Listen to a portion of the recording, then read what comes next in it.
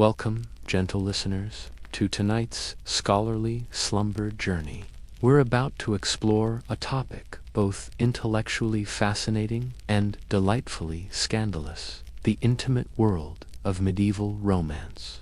Picture an era where flowery, chivalric poetry flourished alongside questionable herbal remedies, where romantic advances often consisted of hushed requests whispered with the desperate hope that no one was eavesdropping. Please take a moment to create your perfect sleep sanctuary. Perhaps dim your lights to a soft glow, activate a gentle fan for soothing white noise, and settle in as we embark together on tonight's historical voyage. First, let's dispel the greatest misconception about medieval intimacy. It rarely resembled those romanticized scenes from modern films. Forget those silk sheets and private chambers with lute music floating through open windows. The reality was far more practical, typically a modest, single-room dwelling shared with extended family members, including children, elderly relatives, occasionally livestock, and yes, sometimes a territorial chicken with surprisingly strong opinions about personal boundaries. Privacy, as we understand it today, was virtually non-existent.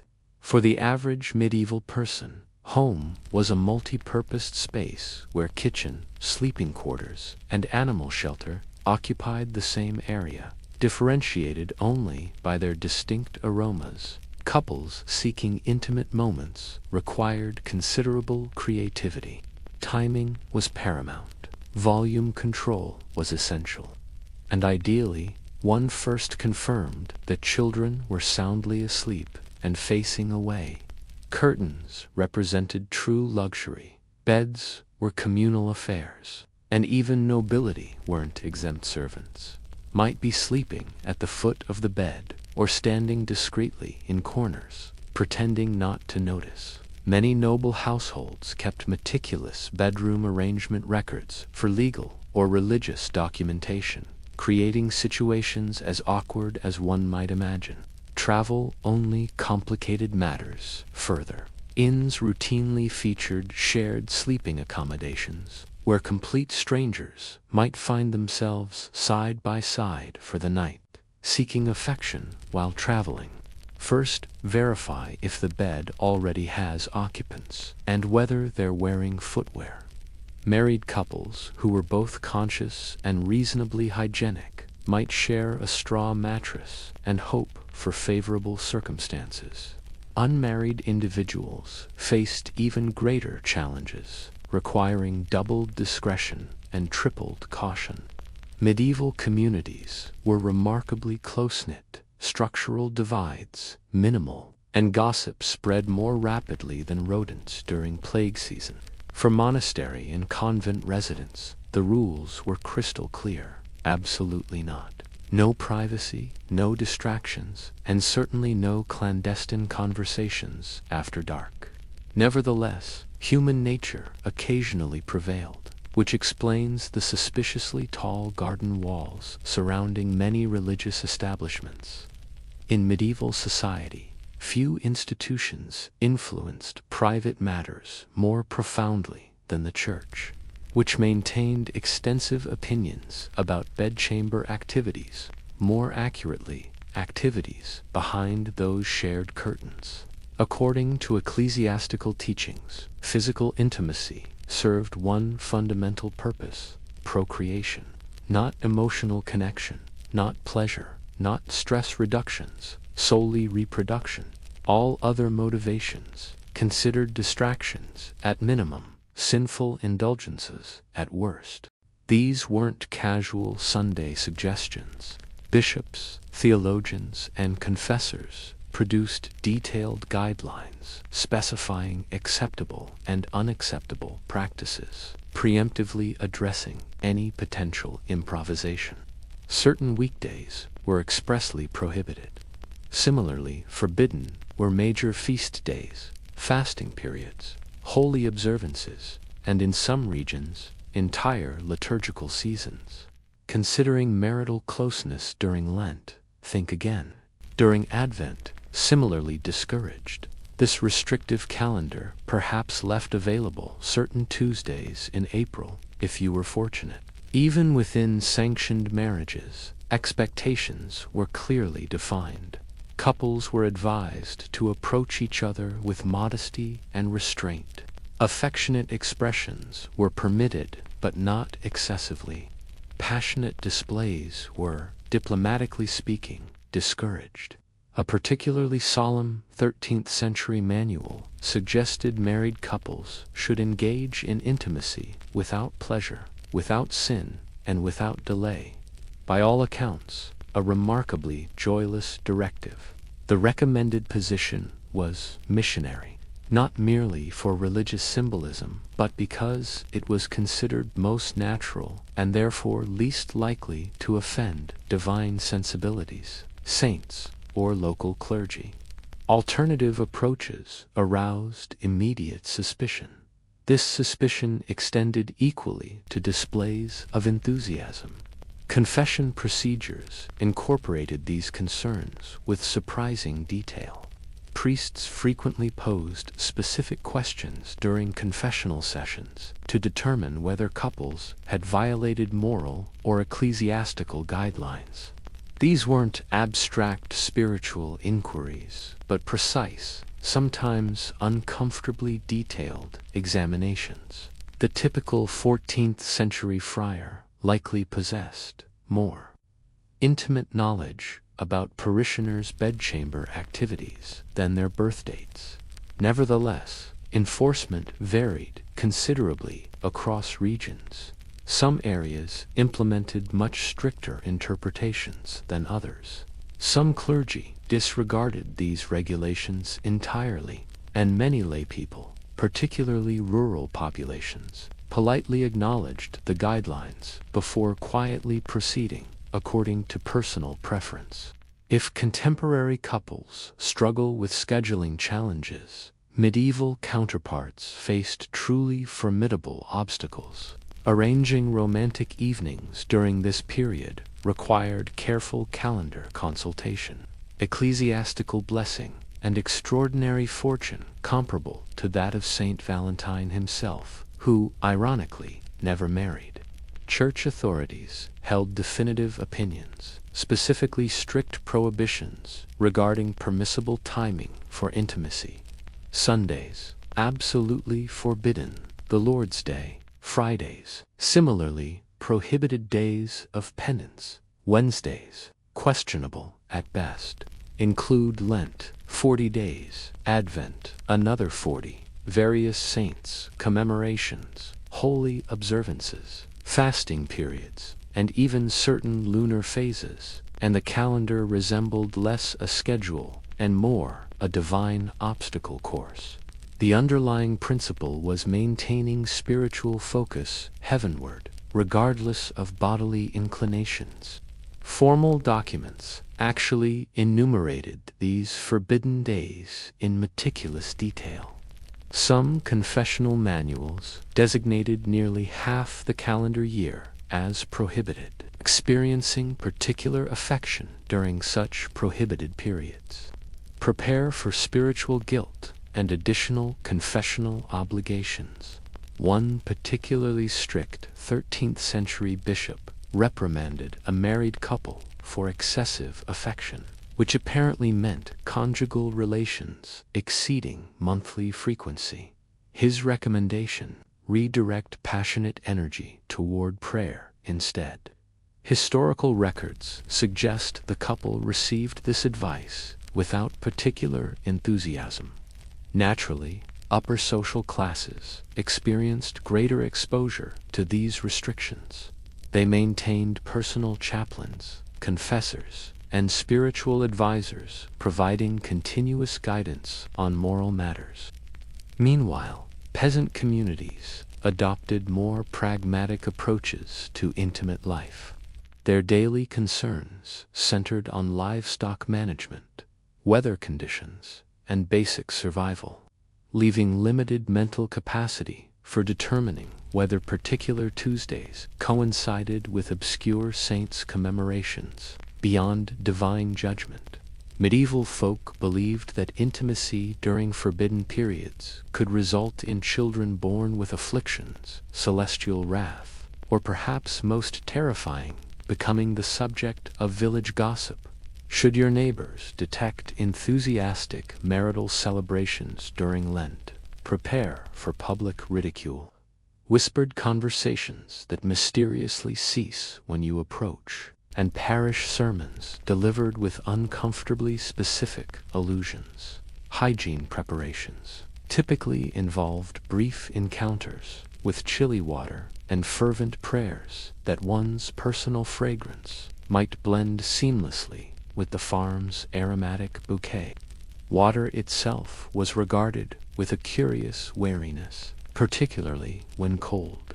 Medieval wisdom suggested that excessive bathing might diminish one's vitality or render one susceptible to various ailments. Many simply lacked adequate time, proper facilities, or access to water sources not already claimed by territorial ducks with surprisingly assertive personalities. Now envision courtship amidst these challenging circumstances. Fragrant perfumes remained luxuries reserved for nobility. Deodorant existed only in the realm of fantastical imagination. Dental care. Perhaps the occasional tooth scrubbing with ash powder, or, for the particularly refined, chewing mint leaves before significant social encounters. Under these conditions, kissing represented a truly bold, romantic gesture. Clothing offered no respite from nature's olfactory challenges. Multiple layers of wool, leather, linen, and animal pelts effectively trapped body heat, perspiration, and every environmental aroma encountered throughout daily life, including chamber pot contents and mysterious ingredients from the communal stew pot. Yet, remarkably, people still managed to form romantic attachments, pursue courtship rituals, and establish intimate connections. Perhaps medieval standards of attraction differed fundamentally from our own.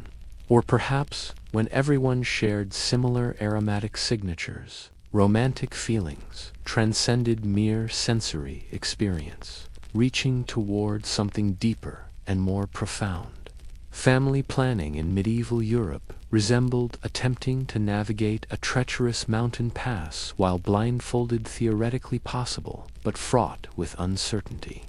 To be clear, contraceptive efforts certainly existed.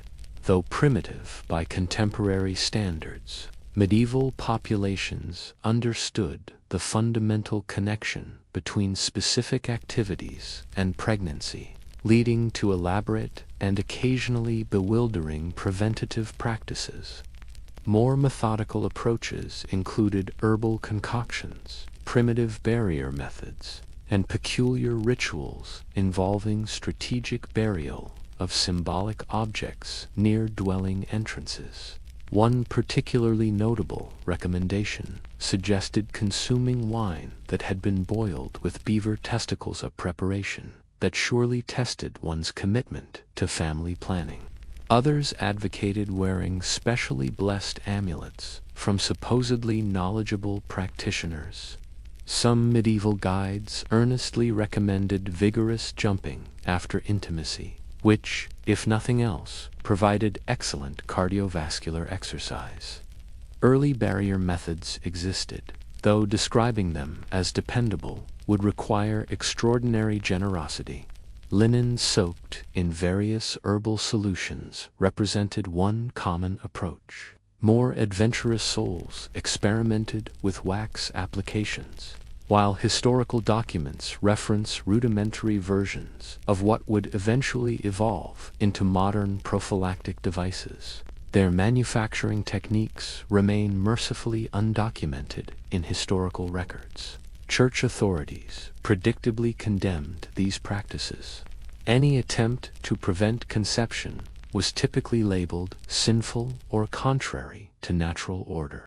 Since procreation represented marriage's fundamental divine purpose, anything interfering with this sacred mission faced disapproval or, more frequently, passionate condemnation from the pulpit. Nevertheless, ecclesiastical guidance wasn't universally followed. Among married peasants, particularly those already struggling with poverty, the desire to space pregnancies or avoid additional children was profoundly practical, and for unmarried couples, the motivation proved even more compelling. Regardless of method, reliability remained dismally low. Medieval contraception depended on folk remedies, local herbal knowledge, and considerable optimism. When these methods inevitably failed, as they frequently did, consequences included hastily arranged marriages, concealed pregnancies, and numerous uncomfortable conversations with increasingly suspicious parents. Despite what church authorities preferred to believe, premarital intimacy wasn't exactly uncommon in medieval society. The practice of sampling the goods before marriage was sufficiently widespread to generate considerable documentation, formally recorded as fornication in ecclesiastical records, and more colloquially known as getting ahead of yourself in village gossip circles. Premarital relations weren't particularly rare, but they were certainly monitored with remarkable diligence. Throughout Europe's towns and parishes, local officials maintained moral ledgers that functioned less as private journals and more as meticulous accounts of community indiscretions. In medieval society, couples who dared to anticipate their wedding vows could find themselves standing before local authorities, facing not just moral judgment, but financial penalties. These fines followed a fascinating economic path, sometimes enriching church coffers, occasionally bolstering town treasuries, and in particularly enterprising cases, rewarding self-appointed moral witnesses. Medieval surveillance networks operated with remarkable efficiency, even without modern technology. The judicial system applied a surprisingly nuanced approach to these transgressions. First-time offenders might receive relative leniency, while repeat romantic enthusiasts faced escalating consequences. Pregnancies significantly complicated matters, though subsequent marriage could serve as a financial absolution in some jurisdictions, essentially a form of retroactive blessing. Other regions maintained partial penalties, offering what might be considered medieval early payment discounts. Beyond official sanctions, the social repercussions proved equally formidable.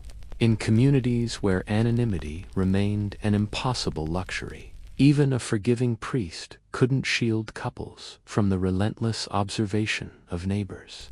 Local gossip networks transmitted information with efficiency that would impress modern telecommunications engineers. Fascinatingly, many couples navigated these challenges through handfasting, a preliminary commitment ceremony that functioned as a recognized betrothal. In certain regions, this arrangement provided sufficient legal standing to justify cohabitation. Though ecclesiastical authorities eventually restricted this practice, it temporarily created a generation of technically premature but socially acceptable births. Class distinctions profoundly influenced how these situations unfolded. Among agricultural communities, pragmatism generally prevailed. When genuine affection existed and conception had occurred, marriage typically followed, sometimes accelerated, by familial encouragement, ranging from gentle suggestion to unmistakable insistence. For aristocratic families, however, unauthorized romantic entanglements carried potentially catastrophic implications, particularly when inheritance claims or dynastic alliances hung in precarious balance. In medieval society, virginity transcended mere moral expectation. It functioned as a contractual obligation, political asset, and occasionally collective preoccupation. Among rural communities, expectations exhibited regional variation. Young women generally anticipated preserving their virginity until marriage, at least according to official narratives. Deviations from this expectation typically prompted mild social disapproval and perhaps modest penalties or expedited nuptial arrangements. For nobility, however, these matters assumed profound gravity. A noblewoman's virginity directly influenced inheritance claims, diplomatic negotiations, and familial reputation. Broken betrothals could ignite generational feuds, while premarital pregnancies potentially unraveled decades of carefully orchestrated political arrangements. Verification methods ranged from problematic to scientifically unsound. Character assessments and reputation testimonials. She maintained appropriate distance from the stable attendants. Generally, sometimes sufficed. In other instances, physical examinations were conducted by midwives or matrons, seeking evidence of the anatomically misunderstood himana practice. Modern medical science has thoroughly discredited, yet medieval society embraced with misguided confidence. Post-wedding verification rituals occasionally included displaying blood-stained bed linens, essentially a medieval equivalent of public marital satisfaction documentation. While not universally practiced, certain regions expected this demonstration, and its absence could trigger legal disputes, marriage annulments, and social scandals rivaling contemporary royal controversies. Men, predictably, faced no comparable scrutiny. Male virginity represented an optional virtue rather than essential requirement. Prospective husbands might receive casual admonishments to avoid particularly notorious establishments or companions, but nobody inspected their personal linens the following morning. Virginity also carried profound religious symbolism. Maidens were frequently celebrated as vessels of purity, beautiful, theological concept that imposed immensely uncomfortable practical expectations. Young women received education featuring saintly ideals, often illustrated through disturbing martyrdom narratives. When marriages faced annulment due to claims of premarital sexual activity, the consequences extended beyond individual reputation to encompass family, honor, and property entitlements.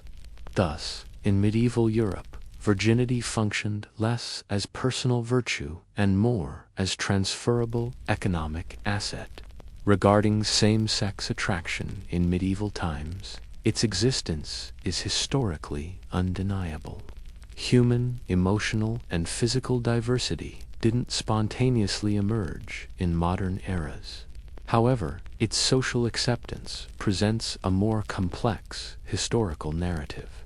Medieval society structured itself around religious doctrines, rigidly defined social roles, and property inheritance systems. These institutional frameworks collectively established normative expectations regarding romantic partnerships, predominantly heterosexual marriages oriented toward reproduction and demographic sustainability. Officially, ecclesiastical authorities categorized same-sex intimacy as sinful, frequently grouping it alongside various unnatural behaviors, including unauthorized festivities and excessive scholarly pursuits. Punishment varied dramatically across regions, historical periods, and social standing. Common villagers might receive spiritual penances and public admonishments. Aristocrats potentially faced exile, or, if sufficiently wealthy, discreet institutional indifference, while religious authorities proclaimed unambiguous prohibitions. Historical reality reflected greater complexity. Historical records, personal correspondence, poetic works, and legal documents reveal emotional, romantic, and occasionally physical relationships between individuals of the same gender. Certain monastic writings contain Latin expressions of affection that suggest profound emotional bonds transcending mere fraternal sentiment. Noblewomen sometimes shared intimate living arrangements and expressed exclusive devotion using language that would challenge even the most eloquent troubadours. Medieval European social structures created environments that facilitated intense same-gender bonds. Single-sex religious communities fostered profound emotional connections. Knightly brotherhoods incorporated elaborate ceremonial vows and affectionate language. Contemporary historians debate whether these relationships should be categorized as romantic, platonic, or something occupying intermediate emotional territory. Regardless of classification, these connections clearly involved profound sentiment and potentially artistic expression. Regarding terminology, medieval society lacked modern conceptualizations of sexual identity. Individuals didn't publicly declare orientation identities. Instead, those with non-normative attractions lived discreetly, often communicating through allegorical references. While organized pride celebrations didn't exist, historical evidence reveals songs, hagiographic narratives, and suspiciously intimate religious pilgrimages undertaken by devoted companions. Adultery in medieval Europe resembled simultaneously juggling a live chicken and sharpened blades, inherently perilous, conspicuous, and likely to conclude with someone suffering diminished dignity or property. This transgression transcended personal indiscretion to constitute social offense. Marriage represented not merely sacred covenant, but legal contract, property arrangement, and frequently strategic alliance. Consequently, extramarital relationships threatened not just emotional bonds, but inheritance, claims, dowry arrangements, and the delicate equilibrium of community gossip networks. For women, consequences proved dramatically more severe. A married woman discovered engaging in extramarital relations potentially faced public humiliation, forfeiture of dowry entitlements, mandatory religious penance, or community banishment, particularly if discovered with incontrovertible evidence. Adulterous noblewomen might experience confinement, divorce proceedings, or in extreme circumstances, discreet removal from court society, less literary scarlet identification, and more permanent social exclusion. Men, conversely, received considerably greater latitude.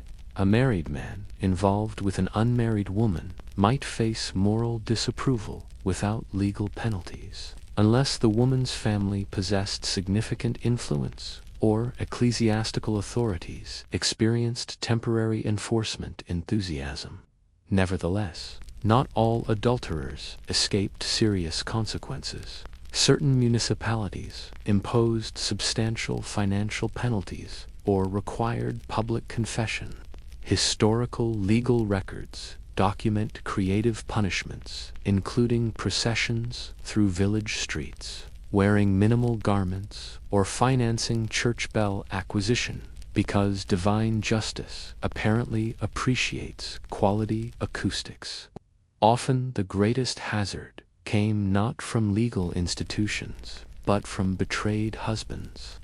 Honor killings occurred with disturbing frequency, particularly among aristocracy.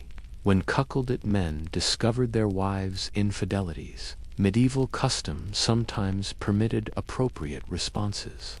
The definition of appropriate varied considerably, depending on social status and weapon ownership. Among wealthy families, such situations potentially escalated into comprehensive scandals, marriage dissolutions, or multi-generational family conflicts. For peasant communities, consequences typically remained financial occasional fines, livestock forfeitures, and permanent inscription in village oral histories. In medieval Europe, consent existed conceptually but differed fundamentally from contemporary understanding. Rather than emphasizing mutual respect or enthusiastic affirmation, it entangled itself within legal frameworks, dowry agreements, ecclesiastical doctrines, and occasional societal indifference. Medieval canon law recognized consent as essential to marriage validity. Indeed, marriages gained legitimacy when both participants verbally consented, even without ecclesiastical representatives present. Two individuals exchanging commitment statements in an isolated meadow could technically establish legal matrimony, romantically appealing perhaps, but legally problematic. But here's the nuanced reality. Though consent existed as a theoretical concept, its practical application often fell woefully short, particularly for women. For noble daughters, consent frequently arrived after familial arrangements were already sealed. Aristocratic families negotiated marriages with the diplomatic precision of peace treaties, complete with territory exchanges and alliance formations. The young noblewoman's preferences might receive polite acknowledgment or veiled suggestion, but ultimately, her dowry's voice resonated far more powerfully than her own. For women of common birth, choices appeared somewhat broader, but remained heavily constrained by practical considerations. Rejecting a proposed match could precipitate economic hardship or community ostracism, and declining the local authority figure's son, a decision fraught with potentially lasting consequences. Within marriage, consent became even more ambiguous. Husbands possessed legal entitlement to their wives' physical affection, refusal potentially constituting grounds for ecclesiastical complaint or marital dissolution. Certain theological scholars advanced the concept of marital debt, suggesting mutual obligation between spouses, a concept that sounds like balanced financial arrangement, but operated with considerably less equitable implementation. Nevertheless, the historical landscape wasn't uniformly bleak. Medieval judicial systems did occasionally prosecute cases involving coercion or assault, particularly when witnesses provided testimony or when the accused lacked powerful connections. Court records from metropolitan centers like London and Paris document both women and men bringing forward grievances, sometimes securing justice, or, at minimum, creating public acknowledgement of wrongdoing. The literary tradition offers additional perspective. Medieval narratives overflow with intricate interpersonal dynamics, courtly love poetry, that elaborate dance of desire and restraint, frequently circled around questions of consent, featuring knights consumed with longing, ladies exercising refusal, and everyone participating in theatrical demonstrations of emotion. If nothing else, these literary conventions establish the importance of requesting permission, even if the subsequent denial received selective acknowledgement. Regarding physical pleasure, the medieval church maintained a relationship that transcended mere complexity. It approached fundamental suspicion. This ecclesiastical wariness extended directly into marital chambers, where religious authorities ideally preferred that excessive enjoyment remained conspicuously absent. To be fair, church doctrine never explicitly prohibited marital relations. Such prohibition would have created insurmountable challenges for inheritance systems, population sustainability, and human continuation. However, religious authorities strongly advocated moderation, extreme moderation, characterized by infrequent utilitarian encounters conducted with minimal illumination and certainly without facial expressions suggesting enjoyment. Theological scholars consistently exalted celibacy as representing the pinnacle of spiritual discipline. Saints maintained celibacy. Religious orders took formal vows. Even married couples received encouragement to live in continence, abstaining entirely, especially as they advanced in age, spiritual devotion, or mutual fatigue. Couples voluntarily relinquishing physical intimacy received praise as approaching sanctification, or at minimum, as candidates for separate sleeping arrangements. Certain influential thinkers, exemplified by Saint Jerome, advanced even more austere perspectives. He contended that even within sanctioned marriage, desire represented spiritual weakness. Marital relations remained acceptable solely for procreation, not for pleasure, not for emotional connection, and certainly not because one's spouse appeared particularly appealing in homespun nightclothes. This theological position permeated confessional practices and moral guidance literature. Clerical representatives received instruction to interrogate married parishioners regarding potential excessive ardor, even within legitimate marriages. One can readily imagine the uncomfortable silence following such inquiries at confession. Nevertheless, daily life continued its practical course. Most common people, peasants, merchants, and even nobility, politely acknowledged ecclesiastical teachings before returning home to conduct private affairs according to personal discretion. Navigating between agricultural responsibilities, taxation obligations, and occasional social unrest. Realistically, following extended days of physical labor or administrative duties, intimate affection likely provided comfort rather than occasion for moral anxiety. For the genuinely devout, however, marriages characterized by complete physical abstinence represented exemplary spiritual partnerships. These couples shared living spaces, devotional practices, and mutual commitment while regarding physical desire as belonging to their past, or perhaps more appropriately relegated to younger, less spiritually advanced community members. After exploring arranged marriages, financial penalties for flirtation, herbal contraceptive methods, questionable bathing customs, and ecclesiastical warnings against excessive facial expressions, a natural question emerges. Did medieval individuals experience authentic romantic attachment? The evidence suggests affirmative workwardly, passionately, and occasionally contentedly.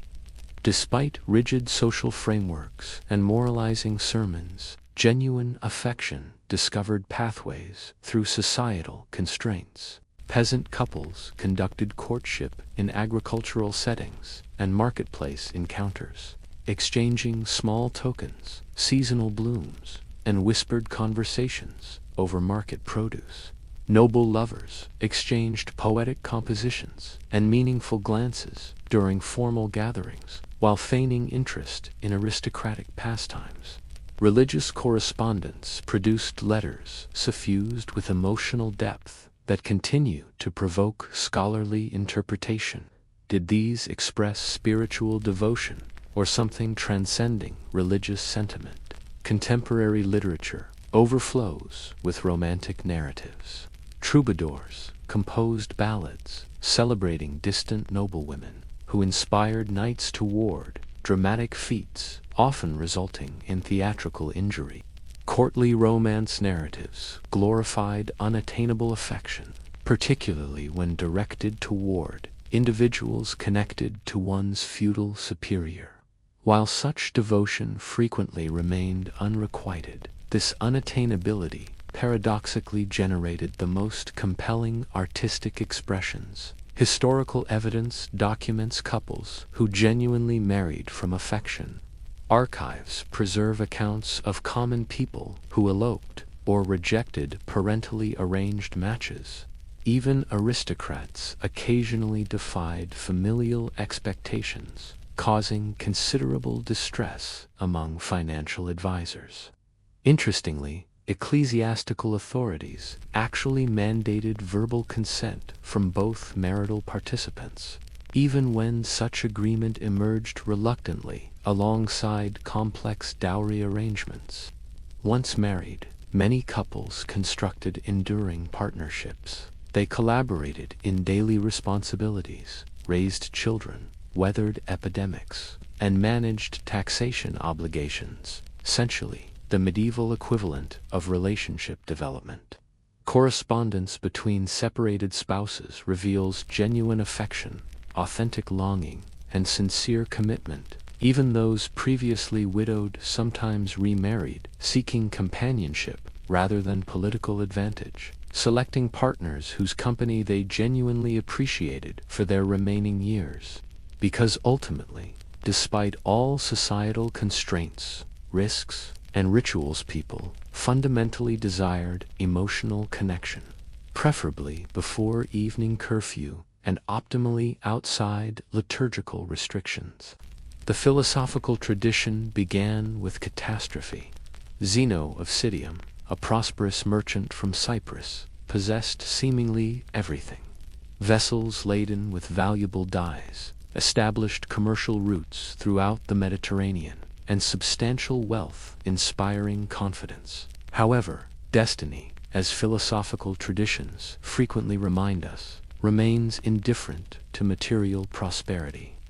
Near the shores of Athens, a tempest raged against Zeno's fleet with merciless fury. The Mediterranean didn't merely claim his vessels and merchandise set, washed away his very identity. In one cruel moment, he transformed from a prosperous merchant into a man stripped of everything, drenched and destitute on the Athenian coast. Zeno stood at the precipice of an unexpected metamorphosis, one that would prove infinitely more lasting than any commercial fortune. Adrift in Athens, with empty pockets and an emptier future, Zeno's aimless wandering led him to a humble bookshop nestled in the bustling agora. There, fate placed in his hands a weathered scrolls Xenophon's memorabilia, the preserved wisdom of Socrates. As the merchant turned vagabond absorbed the quiet power of these ancient thoughts, a spark ignited within him. When he asked the bookseller where he might find someone with Socrates' wisdom, the man simply gestured toward a stooped, irascible figure shuffling past Crates the cynic. Thus began Zeno's apprenticeship under Crates, a philosopher who rejected material possessions with almost theatrical conviction. The cynic once hurled his entire fortune into the sea as a philosophical demonstration. Initially, Zeno balked at this austere existence. The leap from merchant to ascetic seemed too vast, yet Crates planted an intellectual seed that would gradually transform Zeno's understanding of what truly mattered in human existence. Zeno's studentship eventually gave way to synthesis. Over years of contemplation, he crafted his own philosophical framework, weaving together Socratic ethical principles, Cynic self-discipline, and the logical foundations laid by thinkers like Heraclitus. His teachings found their home in the Stoa Poikile, Athens' painted colonnade adorned with vivid murals. This public porch, accessible to all, regardless of status, gave Stoicism its name, reflecting its democratic roots, far from exclusive academies or privileged spaces. The birthplace perfectly embodied the philosophy's essence. Stoicism emerged not from prosperity, but from catastrophe, not in privileged sanctuary, but in the raw aftermath of loss. From its inception, this philosophy was forged to help people weather life's storms, rather than fantasize about cloudless skies. And Zeno himself was its first testament shipwreck survivor, who built something imperishable from complete ruin. After navigating personal devastation, after countless dialogues with cynics and contemplative walks beneath Attica's brilliant sky, Zeno did more than establish a school. He redefined the very concept of living well. At his philosophy's core pulsed one transcendent concept, logos. For the Stoics, logos wasn't merely human reasoning, it represented the divine rational architecture underpinning existence itself, the universe's invisible blueprint. They believed every occurrence, however bewildering, served a purpose within this cosmic design. The world, despite its apparent chaos, operated according to profound order. By aligning one's thoughts with this universal rationality, a person could achieve tranquility, clarity, and ethical fortitude amidst life's turbulence. Zeno and his disciples proclaimed that virtue, erit in Greek, constituted the only genuine good. Not reputation, not wealth, not even bodily health. These were merely indifferent elements, perhaps pleasant to possess, but irrelevant to one's moral worth. What truly mattered was how gracefully one navigated their presence or absence. Here lies the essence of Stoic perspective. While the world hurls chaos in your direction, you remain centered, not unfeeling, but firmly anchored.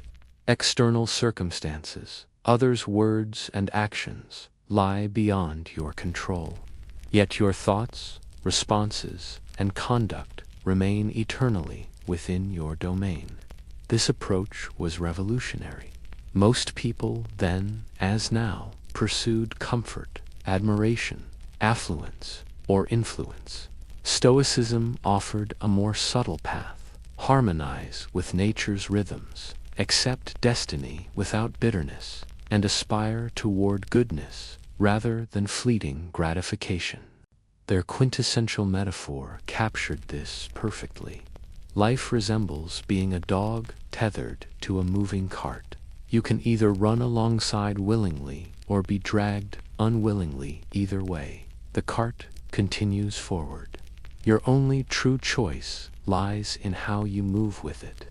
Zeno soon gathered dedicated students beneath the Stoa, exploring how to master themselves rather than external circumstances. This humble porch philosophy gradually evolved into one of history's most enduring ethical frameworks, outliving empires and resonating across millennia. Yet philosophy thrives, not in theory, but in lived experience. As the next generation emerged, a new Stoic champion stepped forward, one who battled not merely with logic, but with formidable physical discipline. Enter Cleanthes, a former pugilist who brought bodily strength to intellectual rigor. Cleanthes defied philosophical stereotypes. Before penning a single treatise or lecturing beneath the painted porch, he earned his livelihood as a boxer, literally fighting for survival through raw physical power and unyielding stamina. When he encountered Zeno's teachings, however, Cleanthes discovered a different form of strength, one that fortified not muscles but spirit. Working nightly as a gardener's assistant hauling water, he devoted his days to philosophical inquiry. His hands bore calluses, his body showed wear, yet his mind remained unassailable. Cleanthes embodied the Stoic principle that virtue springs not from privilege but from perseverance. He never espoused theories he hadn't personally tested through experience.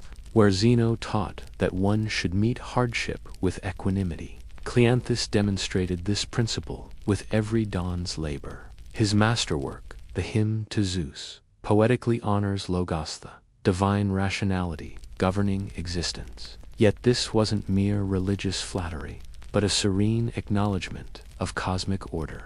Everything, Cleanthes asserted, integrates into a grand design event, life's most painful elements. His stoicism resembled a glacier, silent, vast, immovable. Cleanthes also introduced emotional nuance to Stoic thought. While Zeno emphasized rational detachment, Cleanthes suggested that certain emotions' reverence for nature or love of wisdom might complement reason. He advocated balance rather than emotional suppression, recognizing that a philosophy rendering practitioners emotionless would undermine humanity itself. Cleanthes lacked rhetorical flourish and clever wordplay. Some contemporaries mocked his deliberate speech, yet what he lacked in eloquence, he compensated with unwavering constancy. And in Stoicism, consistency represented the ultimate virtue. He succeeded Zeno as the Stoic school's leader, not through charisma, but through authentic embodiment of its principles. His existence provided walking proof, quiet testimony that one could endure adversity without resentment, question fate without rage, and maintain groundedness without sacrificing aspirations to greatness. Through Cleanthes, Stoicism developed muscle, not the superficial kind earning applause, but the essential strength keeping one's backbone straight when the world tilts sideways. Then arose a figure who honed Stoicism with intellectual precision, Chrysippus, the logician who transformed this porch-born philosophy into a comprehensive intellectual system. If Zeno founded Stoicism and Cleanthes provided its strength, Chrysippus supplied its structural framework. Without his contributions, Stoicism might have dissipated into vague notions and forgotten lectures. Instead, it evolved into antiquity's most rigorous philosophical systems, thanks to a prolific thinker who reportedly authored over 700 treatises. Though most of these works have vanished, their intellectual influence remains undeniable. Chrysippus approached philosophy with relentless intensity.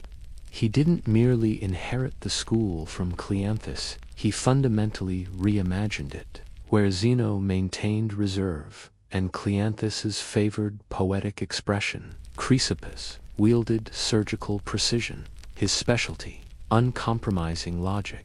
In an era when philosophers often relied on rhetorical flourish or emotional appeal, Chrysippus constructed a logical system rivaling Aristotle's formidable framework. He obsessed over clarity, believing Stoicism's survival depended not on personal charisma or tradition, but on intellectual coherence, airtight reasoning without exceptions, or he refined the crucial Stoic distinction between controllable and uncontrollable elements. He expanded their ethical principles, metaphysical concepts, and physical theories into a coherent whole that made no apologies for its intellectual demands.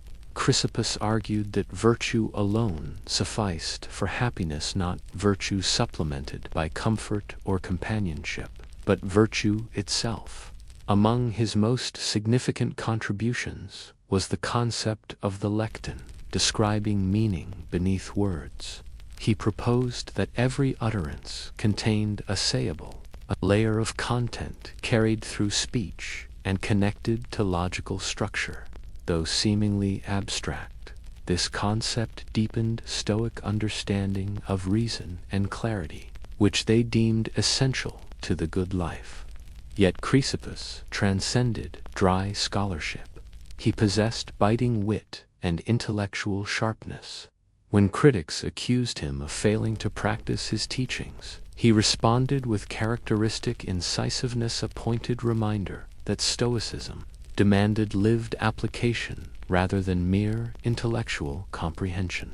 That wisdom echoed through time, finding fresh resonance with a new generation.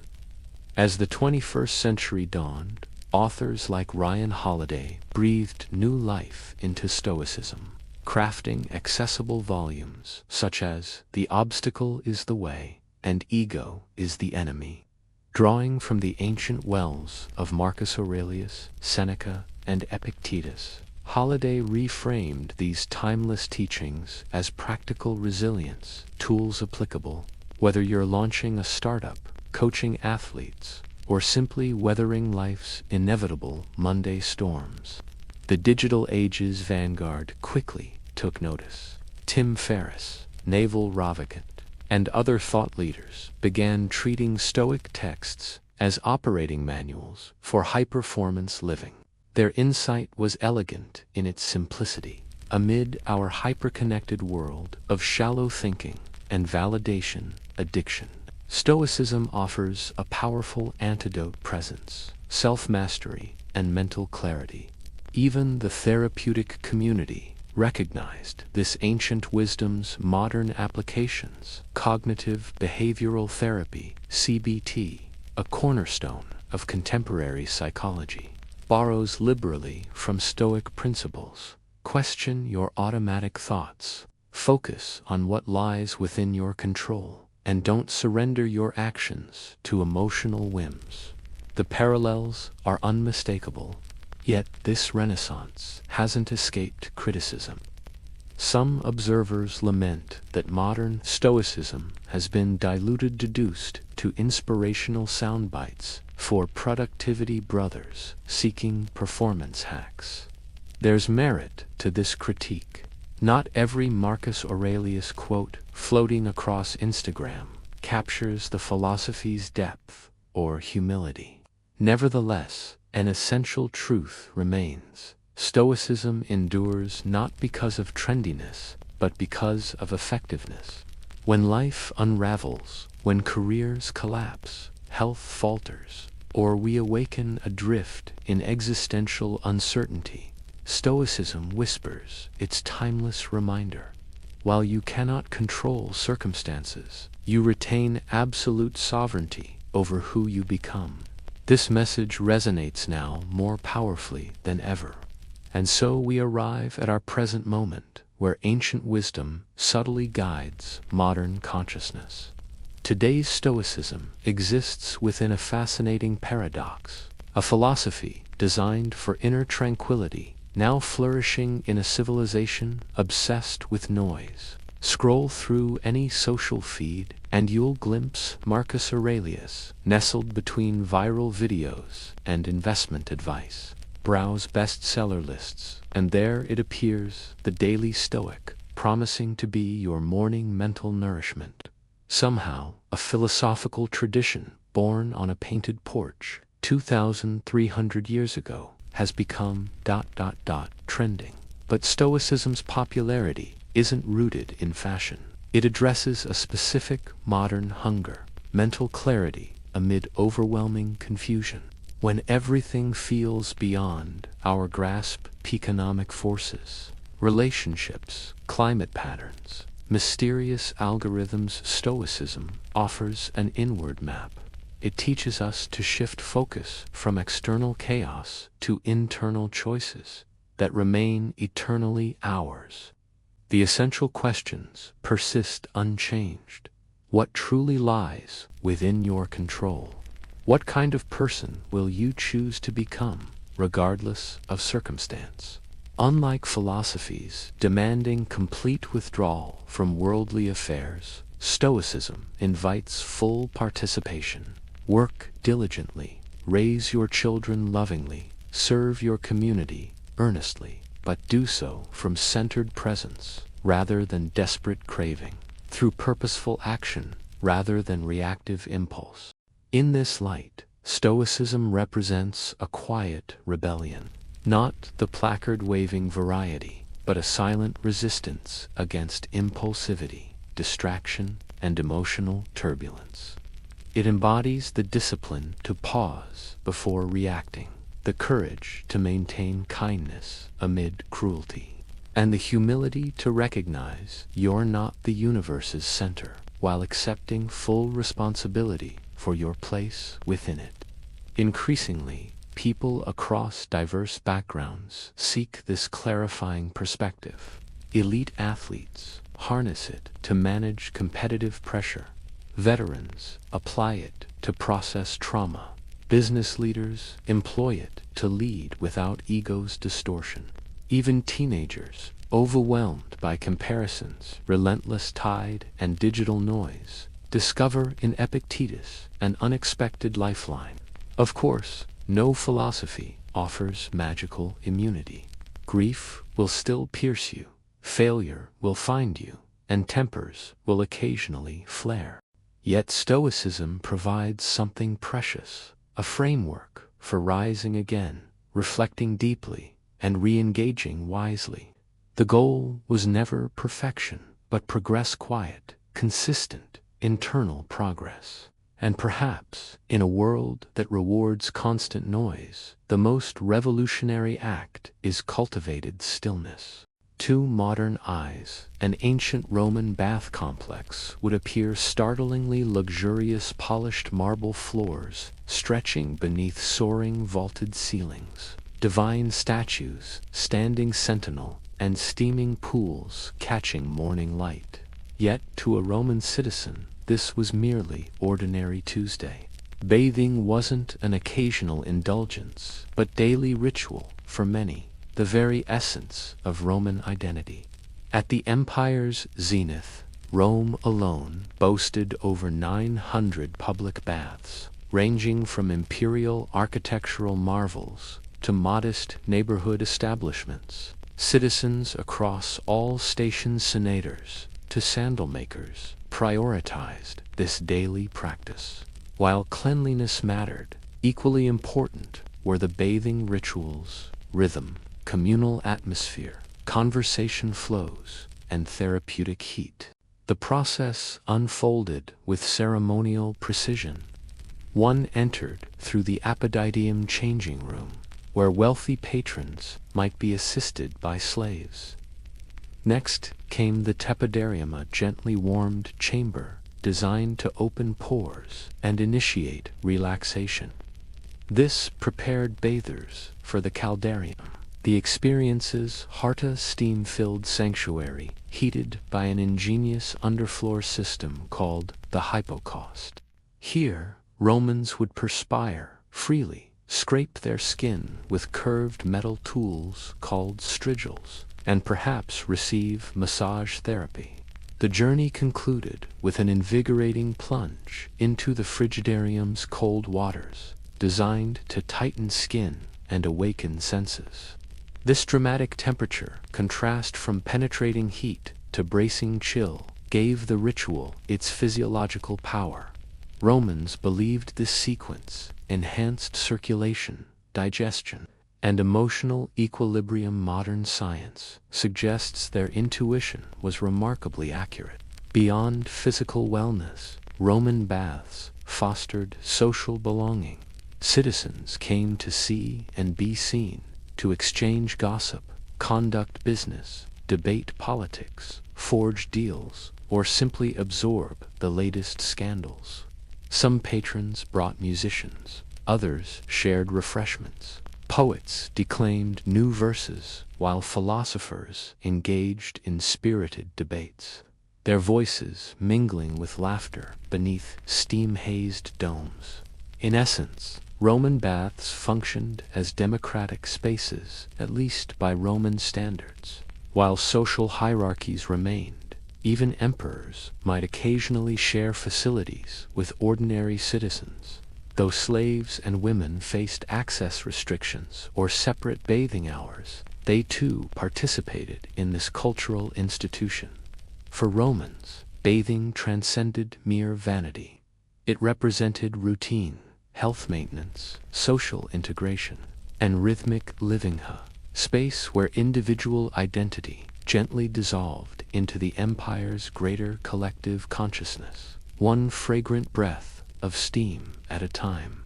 These bath complexes weren't merely impressive, they were engineering masterpieces. Long before modern saunas or radiant floor heating, Roman engineers transformed basic elements, brick, fire, and water, into immersive wellness environments that would impress even today's spa designers. The hypocaust system formed the technological heart of this achievement, an early central heating innovation of remarkable sophistication. Beneath the hot room's floors, slaves maintained roaring furnaces, These fires, heated chambers beneath elevated floors, supported by small pile columns. Hot air circulated through these subfloor spaces and up through wall flues, radiating consistent heat throughout the room like a gentle oven. The result was enveloping warmth without smoke contamination, remarkable feat of environmental engineering. Every architectural element served strategic purpose. Vaulted ceilings captured rising heat. Carefully designed domes diffused conversational sounds, and precisely arranged room sequences regulated temperature progression from the cooler apoditerium through the tepidarium to the intensely heated caldarium. Windows were positioned to maximize natural light, while water systems maintained constant circulation, clean, flowing, and heated to precise specifications. The aqueducts deserve special recognition as the empire's silent engineering heroes.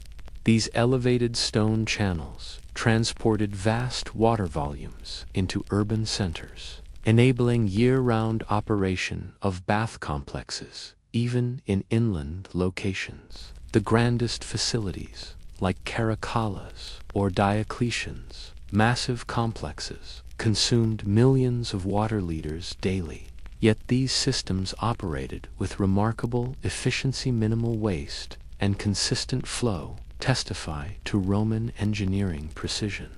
Water usage extended beyond simple bathing. Romans engineered sophisticated steam rooms, early sauna concepts, and even primitive flushing toilet facilities. Wastewater flowed away through underground drainage networks, all powered by gravity's reliable force. These baths weren't isolated technological showcases, but integrated components within broader Roman urban infrastructure. The heartbeat of these magnificent structures required constant attention. Dedicated workers, known as fornicatores, stoked the hungry furnaces day and night, while their colleagues meticulously cleaned the shimmering pools, orchestrated the steady flow of firewood, and repaired the intricate mosaic tiles and ingenious plumbing systems. Though labor-intensive, this devotion yielded extraordinary rewards. These weren't mere temporary structures, but architectural marvels that endured not for decades, but for centuries. In an era devoid of modern conveniences, no electrical systems, no industrial machinery, no digital climate control, the Romans conjured something magical, an atmosphere of perfect warmth, sublime comfort, and seamless flow. To enter a Roman bath wasn't merely to walk into a building. It was to immerse yourself in an elaborate systema, living, breathing organism, fueled by dancing flames, sustained by flowing waters, and sculpted by nothing short of engineering brilliance. Beyond the physical ritual of cleansing, Roman baths served as the empire's vibrant information network. In a civilization without digital communication, these steamy chambers functioned as sophisticated social hubs where news traveled faster than horses. Gossip didn't merely circulate, cascaded through the rooms like the water itself. Senators, merchants, battle-worn soldiers, and eloquent poets mingled with their togas, discarded, and voices animated.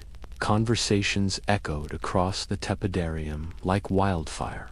Which nobleman was entangled in scandal? What secret campaigns was the emperor plotting? Which general had suffered defeat in distant provinces? Who had secured favorable treatment through well-placed bribes? For those seeking the pulse of Roman society, both current events and brewing developments, the bathhouse was the ultimate listening post. This wasn't coincidental. The Roman elite recognized these steamy chambers as powerful political arenas and wielded them with strategic precision. The machinations of power didn't halt at the Senate's marble steps. They permeated the warm, misty atmosphere of the caldarium, seeping into conversations between soap and steam. A shrewd patrician might accidentally encounter a political rival amidst the rising vapor, floating a delicate proposal beneath the cloudy haze. Perhaps a patron would arrange to meet his client, reinforcing allegiances, dispensing valuable counsel, or delivering subtle warnings, all while seemingly relaxing in the communal pools. Even emperors participated in this elaborate theater. Historical accounts tell us that Hadrian and later Antoninus Pius deliberately visited public bathing facilities as calculated displays of imperial accessibility, appearing wise, approachable, and genuinely invested in citizens' daily lives. Naturally, they maintained private bathing chambers elsewhere, but their presence in public spaces transmitted a powerful message. Despite my purple robes, I remain one of you, at least ostensibly. Political maneuvering wasn't the only activity rising with the steam. Merchants negotiated complex trade agreements. Poets tested new verses before receptive audiences. Philosophers engaged in heated ethical debates. The magnificent domed architecture, with its remarkable acoustic properties, amplified voices, a fortunate feature for anyone wishing their cleverness to reach distant ears. In a fascinating parallel, the Roman bathhouse simultaneously functioned as ancient Rome's social media platform, financial exchange, and legislative chamber. The atmosphere was unfiltered, vibrant, and inherently performative. Yet beneath this social theater, genuine strategy emerged. Consequential decisions, military campaigns, financial ventures, personal alliances, often crystallized here, far removed from official institutions of authority. When bodies are partially exposed, pores are open, and defenses lowered through relaxation, societal masks inevitably slip away. And amidst the rising vapor, the true machinery of empire whispered its most guarded secrets. For Romans, bathing transcended mere hygiene or superficial grooming. It represented a foundational element of their medical philosophy. The bathhouse embodied the intersection where ancient wellness theories met practical self-care routines. Physicians prescribed it, philosophical schools endorsed it, military commanders incorporated it into training regimens. The therapeutic combination of hot immersion, cold plunges, vigorous sweating, and skilled massage was believed to purify the body and restore balance to the four essential humors, the vital fluids Romans believed governed physical health: blood, phlegm, yellow bile, and black bile. When these elements fell into disharmony, illness followed. The bathist's methodical cycle of heating, scraping, and cooling was thought to restore proper equilibrium to these internal forces. Remarkably, modern science confirms there was genuine wisdom in these practices. The intense heat of the caldarium effectively opened skin pores, relaxed tense muscles, and stimulated healthy circulation.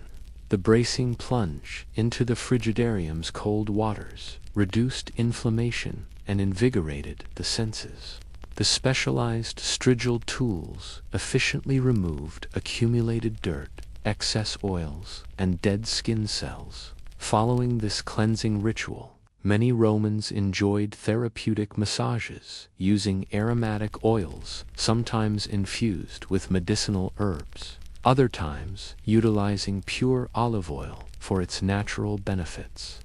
Contemporary wellness practitioners might label these practices as detoxification or hydrotherapy, but Romans simply considered them essential elements of daily living. The most impressive bath complexes even incorporated dedicated medical facilities where physicians, typically trained in Greek medical traditions, conducted examinations, provided therapeutic treatments, or recommended dietary modifications. If you suffered from respiratory ailments, joint discomfort, or digestive disorders, your physician might prescribe not a medication, but specific sessions in the tepidarium or adjustments to your bathing practices. Physical exercise formed another crucial component of this holistic approach. Many bath complexes featured attached polystrate open-air courtyards dedicated to various physical activities. Romans engaged in boxing, wrestling, fencing, or spirited ball games before beginning their bathing sequence. The philosophy was clear: generate natural body heat and cleansing perspiration. Before entering the steam chambers, health wasn't viewed as a passive state, but as an active achievement through disciplined exercise and deliberate immersion. Even mental well-being received attention within this system. The bath's rhythmic progression through various chambers with their contrasting temperatures encouraged contemplative reflection. Stoic and Epicurean writers specifically mentioned bathhouses as ideal environments for mental clarity and emotional regulation. In numerous ways, Roman baths anticipated modern holistic wellness centers, integrated spaces combining exercise facilities, cleansing rituals, social interaction, and therapeutic practices. An ancient spa experience featuring superior artistic decoration and considerably more political intrigue. For Roman civilization, physical well-being wasn't merely a personal objective, but the essential foundation for moral virtue, mental clarity, and personal strength. And this foundation was cultivated day after day within the steamy embrace of the public bathhouse. Entering a magnificent Roman bathhouse was a profoundly sensory experience, not merely accessing a building, but immersing yourself in a masterfully crafted aesthetic environment. The architecture, material selection, and atmospheric design were meticulously orchestrated to inspire awe, induce tranquility, and elevate the spirit. From your first steps into the apoditerium changing chamber, you found yourself enveloped by refined elegance. Vibrant frescoes adorned the walls depicting mythological narratives, serene landscapes, or occasionally playful caricatures. Polished marble benches lined the perimeter. Carefully designed niches safeguarded personal belongings, and during peak hours, musicians provided gentle accompaniment while attendants received your footwear. Then came the bathing chambers themselves. The tepidarium typically represented the architectural highlight, designed as a sophisticated transitional space between temperature extremes. These rooms often featured circular or rectangular layouts with soaring, vaulted ceilings, intricate mosaic flooring depicting marine themes or geometric patterns, and strategically positioned windows that transformed harsh sunlight into a soft, diffused glow. The ceilings frequently showcased coffered designs or elegant domes, supported by columns crafted from imported Egyptian granite or fine local stone. The caldarium, with its intense heat and rising steam, featured luxurious heated pools and atmospheric vapor. Bronze or terracotta braziers created focal points, occasionally accompanied by gilded fixtures dispensing heated water. The floors radiated pleasant warmth through your bare feet, thanks to the ingenious hypocaust system, while the surrounding air shimmered with visible heat waves. Decorative fountains and carefully positioned statuary introduced divine presence: Apollo overseeing healing, Venus presiding over beauty, and Hercules embodying strength and endurance. The frigidarium, cool and serenely composed, typically constituted the largest and most visually striking environment. Its central cold pool mirrored ornate ceilings, often decorated with painted celestial motifs or sophisticated geometric designs. The water's surface gleamed with reflected light, occasionally illuminated by strategic skylights or circular oculi that permitted singular beams of sunlight to penetrate the misty atmosphere. This space possessed a distinctive tranquility, contemplative contrast to the animated conversations and bustling activity of preceding chambers. Roman baths weren't merely structures, they were architectural poetry, carved in stone. Every element, from imported Carrara marble to vibrant mosaic tessera to precisely calculated geometric arches, served a dual purpose of beauty and imperial messaging. The baths embodied Rome itself, methodical, sophisticated, and gloriously opulent. Even modest provincial establishments embraced this aesthetic philosophy. Playful mosaics delighted visitors, with witty Latin warnings like Cave Canum, beware the dog, or cheerful welcomes such as Balneum Gratum, pleasant bathing. These weren't just bathhouses. They were sensory symphonies designed to enchant your vision, soothe your mind, and whisper a subtle reminder that you belonged to history's greatest empire before you'd even dipped a toe into water. Though theoretically public, Roman bathhouses mirrored society's complex hierarchies.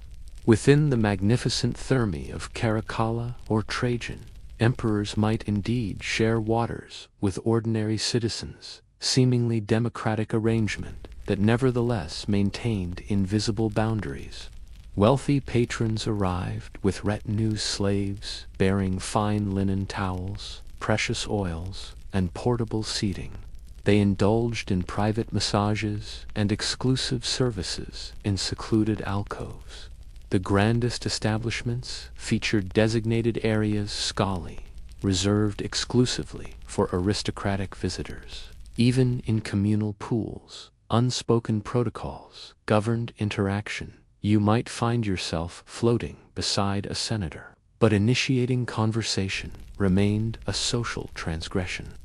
Gender segregation added another layer of complexity. Mixed bathing was uncommon. Most establishments offered either separate facilities or designated hours for men and women. Some emperors, notably Hadrian, strictly enforced gender separation. Others, like the controversial Commodus and Elagabalus, permitted or actively encouraged mixed bathing, scandalizing traditionalists. A woman's bathing experience varied dramatically depending on location, wealth, and local governance. Affluent urban areas provided ladies with exquisitely appointed facilities. In poorer districts, women typically bathed during early morning hours before male patrons arrived. While privileged women enjoyed regular access, those of lower status navigated complicated schedules, public scrutiny, and pervasive social judgment. Slaves and freedmen constituted a significant portion of bathhouse patrons. Their attendance was permitted and often encouraged, particularly for those performing physically demanding labor. However, they typically visited during non-peak hours or patronized more modest establishments. Interestingly, many slaves worked within the bath complexes themselves, serving as attendants, massage therapists, or furnace tenders, with some achieving recognition for their exceptional skills and personable demeanor. Visitors from beyond Rome's borders, foreigners, non-citizens, and provincial residents generally received warm welcomes throughout the empire's prosperous periods. Indeed, the strategic establishment of bathhouses across conquered territories served as a subtle instrument of cultural assimilation, essentially saying, "Welcome to Roman civilization. Now disrobe and participate in our customs." While the baths represented shared space, one's experience remained profoundly shaped by social position. Yet therein lay their unique magic for brief moments, amid rising steam and flowing water. The rigid boundaries of Roman society could momentarily dissolve. Though cleansing formed their primary purpose, Roman bathhouses functioned as multifaceted entertainment complexes, combining elements of gymnasium, theater, and social club where visitors happily whiled away entire afternoons. The largest facilities resembled modern leisure centers, following vigorous exercise in the palestropen courtyards designed for wrestling, boxing, or ball games. Patrons might wander into adjacent libraries. Yes, libraries. Romans could unroll scrolls of Cicero or Virgil while resting between bathing phases, seamlessly blending physical restoration with intellectual enrichment. The Roman ideal of mens sana in corpore sano, a sound mind in a sound body, found perfect expression within these walls. Music permeated the bathing experience. Melodious performances by flutists, harpists, and vocalists resonated through the acoustically perfect domed chambers. Bathers might enjoy serenades while lounging beside ornamental fountains or during oil massages. Premium establishments employed diverse entertainers, from nimble acrobats to witty comedians, maintaining an atmosphere of refined pleasure throughout the bathing ritual. Culinary delights complemented the sensory experience. Food vendors and snack counters, popinae typically situated near the entrance hall appetitorium, offered refreshments including wine, fresh bread, olives, cheese, and seasonal fruits. Wealthy patrons instructed personal slaves to fetch elaborate meals and exotic delicacies from nearby residences. Indeed, one could indulge in grape clusters while luxuriating in the steam room, though acceptable etiquette varied by establishment. Gambling added an element of excitement to the bathing ritual. Dice games, wagers on athletic contests, and friendly betting enlivened the social atmosphere. While not always strictly legal, such activities received tacit acceptance within bath culture. After all, these spaces existed partly to facilitate relaxation and pleasure. Some bath complexes included areas for intimate encounters. Certain chambers functioned as private meeting places or even brothels, depending on location and historical period. While morally ambiguous by modern standards, these practices reflected Rome's fundamentally different conception of public space, privacy, and sensuality. The dim lighting and humid atmosphere of the caldarium naturally lent themselves to such assignations. Among Rome's most remarkable achievements was not merely constructing an empire, but standardizing the Roman experience across vast geographical distances, with bathhouses serving as a key element of this cultural unification. From Britain's misty highlands to North Africa's sun-baked deserts, from Gaul's dense forests to Syria's ancient sands, the Roman bath emerged as a powerful symbol of shared imperial identity.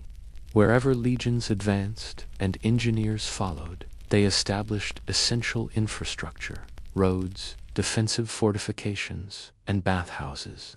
These provincial facilities weren't identical replicas, but thoughtful adaptations reflecting local materials and traditions while maintaining the quintessential Roman layout: apodidium, tepidarium, caldarium, frigidarium.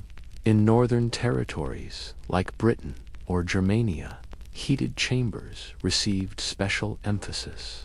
In warmer regions like North Africa or the Levant, designers expanded shaded colonnades and cooling pools to provide relief from intense sunlight. Cities throughout the empire, Timgad in Algeria, Jarash in Jordan, Bath in England featured impressive thermal complexes adorned with intricate mosaics, sculptural elements, and inscriptions celebrating imperial generosity. These weren't merely public amenities, but architectural propagandage, polished marble surface and steaming pool silently communicating Rome provides for its citizens. Bathhouses played a crucial role in cultural integration. For newly incorporated populations, these establishments offered gentle introduction to Roman customs, while one might maintain native language and traditions at home. Entering the bathhouse meant participating in a distinctly Roman ritual, one that transcended ethnicity, origin, and tribal affiliation. Bathhouses also signified urban development. A settlement couldn't claim true Roman identity without proper bathing facilities. They typically appeared alongside forums, amphitheaters, and temples, creating civic centers that echoed the imperial capital. Bathing represented not merely hygiene, but civilization itself. Regional variations naturally emerged. Syrian establishments sometimes incorporated Eastern architectural elements and mixed-gender spaces. British facilities subtly reflected Celtic influences. Egyptian bathhouses blended Hellenistic traditions with Roman designs, creating hybrid complexes featuring lush gardens and aromatic environments.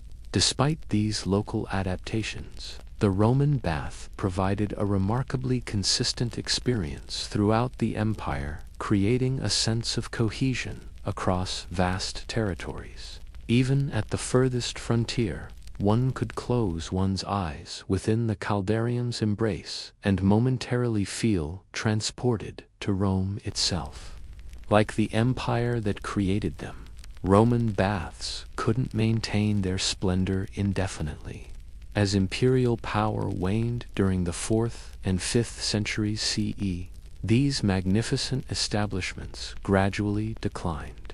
What had once formed daily ritual for millions slowly succumbed to neglect, abandonment, and ultimately ruin.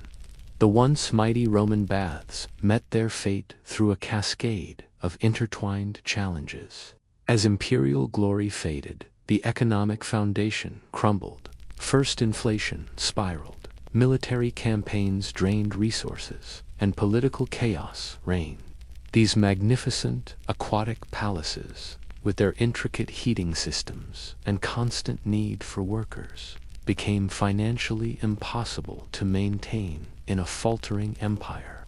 Infrastructure collapse followed like falling dominoes. The engineering marvels that were Roman aqueducts, those silent, steadfast servants that had channeled fresh water for centuries, fell victim to neglect and barbarian destruction.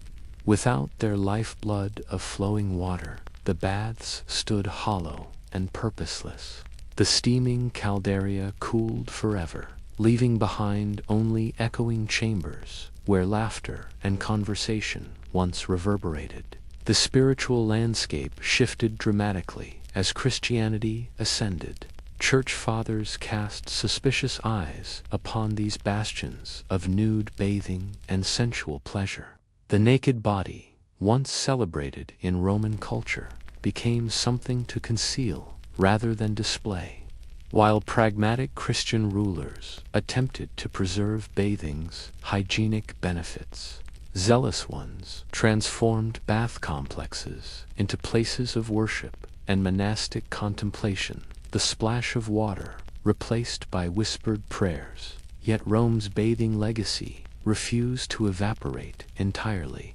In lands embracing Islam, the hammam emerged as bathing's cultural heir.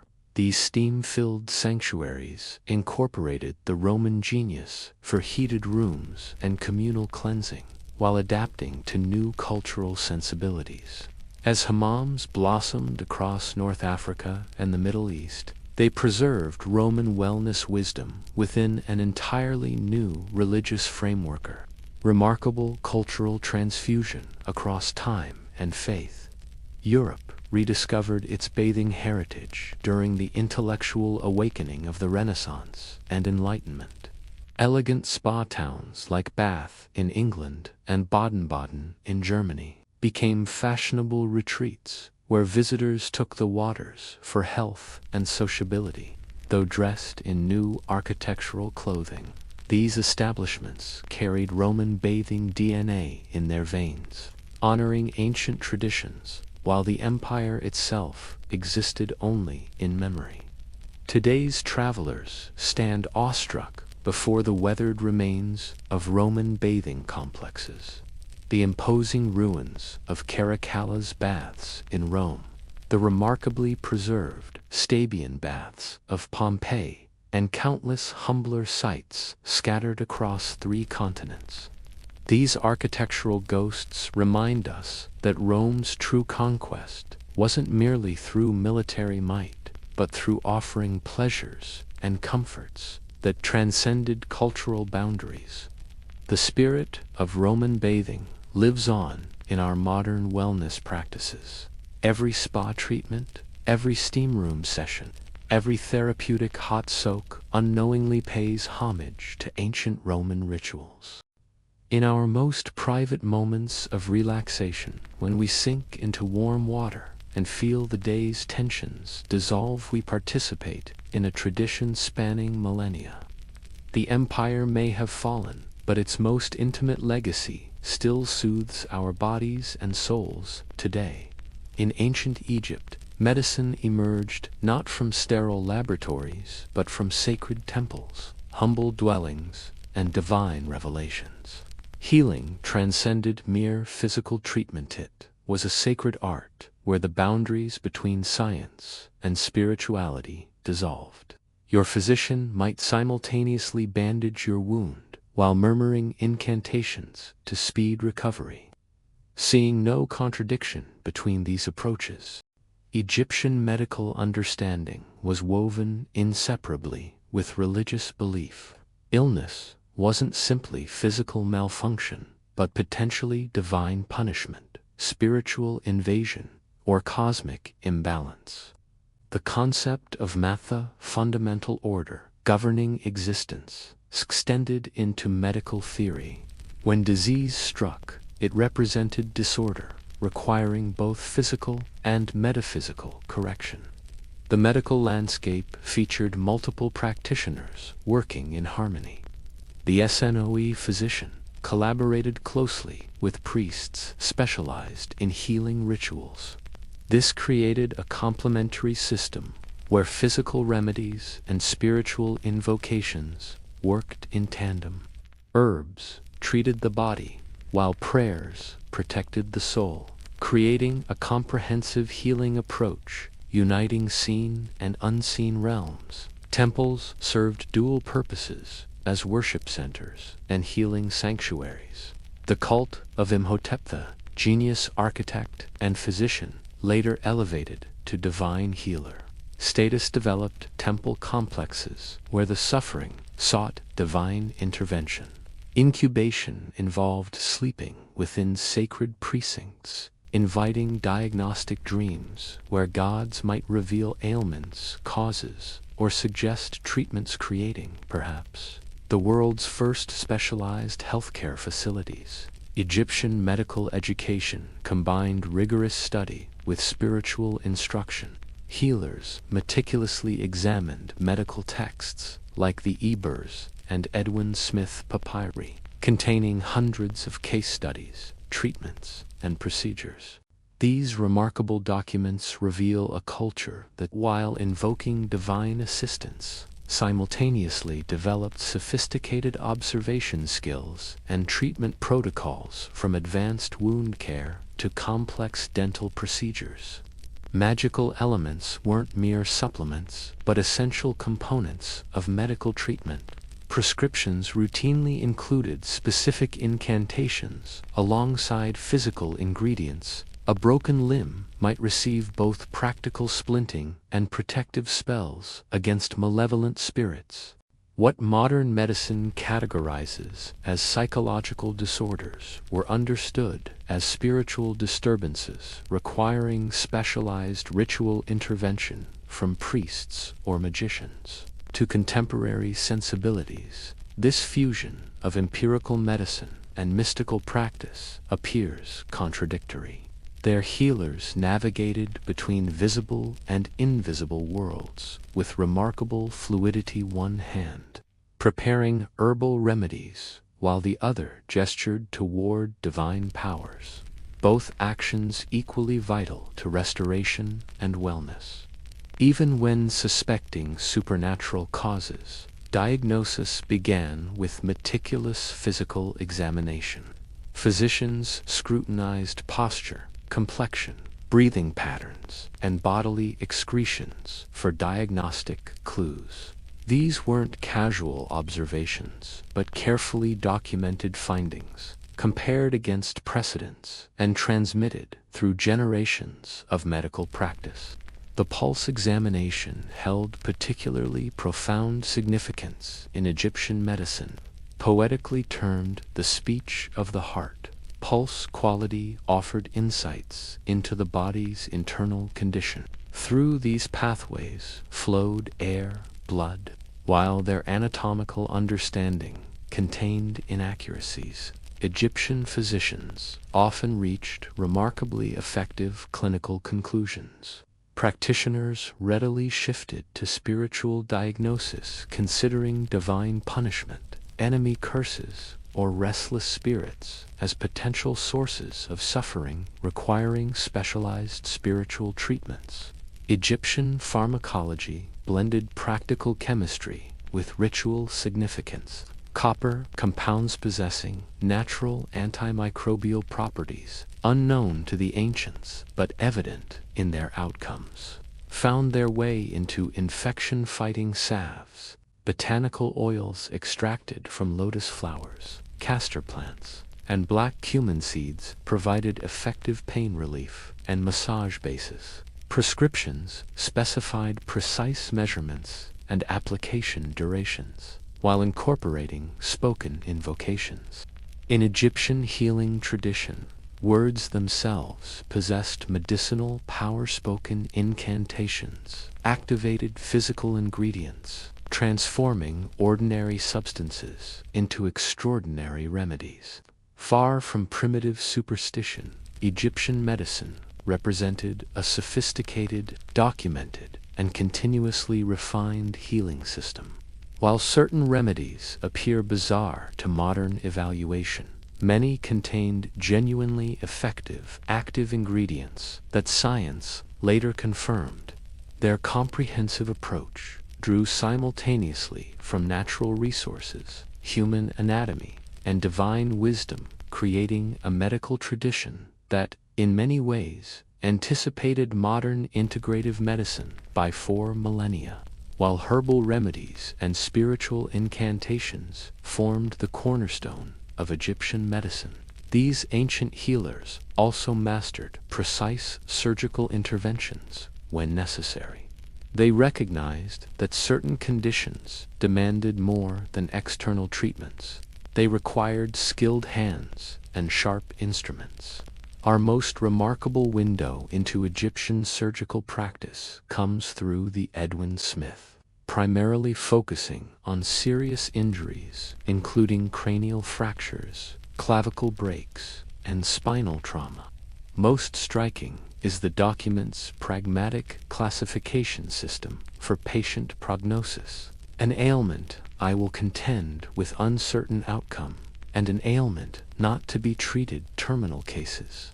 This represents nothing less than history's first documented triage systema, concept still fundamental to modern emergency medicine.